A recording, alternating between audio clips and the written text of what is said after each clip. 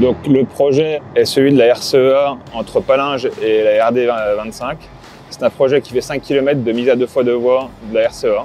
Et donc là, nous sommes dans la phase 2, c'est-à-dire sur la RCEA existante, sur la chaussée existante que nous allons raboter. Nous proposons des solutions de guidage pour toutes les machines à déplacement lent, les machines qui font du paving, que ce soit la raboteuse, le finisseur et les slip-formes béton extrudé.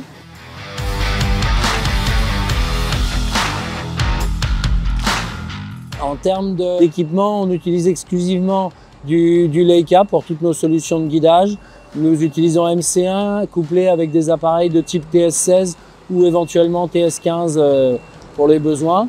On utilise Leica parce que c'est une entreprise qui est connue dans le milieu et nous avons obtenu jusqu'à maintenant des très bons résultats avec ce type de machine. On recherche une certaine agilité, une rapidité de mise en œuvre du système de guidage.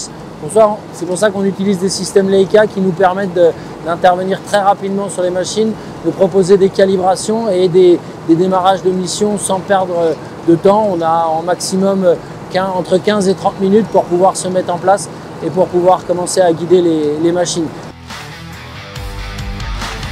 Alors avant, nous faisions tout avec les géomètres. Là maintenant, grâce à la nouvelle technologie, nous faisons du rabotage guidé ou du guidage de toute machine qui nous permet de réaliser confortablement le projet et d'aller plus rapidement. En termes d'organisation, sur une mission classique, on va avoir une phase de préparation dans laquelle on va faire rentrer le projet dans le système de guidage, préparer les références sur l'intégralité sur l'ensemble des stations qu'on va utiliser. Entre 2 et 3, on vient généralement avec 3 stations, même si sur une machine comme ça, on n'en utilise qu'une, une pour guider, une pour contrôler. Donc tout est saisi en amont. Nous réalisons le projet avec AutoCAD et nous mettons des MNT et derrière, nous mettons tout ça dans les machines Leica afin de respecter le projet au plus proche et d'avoir un rendu nickel. Tendu du client, c'est généralement précision centimétrique, contrôlant en permanence ce qui se passe derrière la machine pour bien assurer une évolution de la machine dans ce demi-centimètre qui nous intéresse.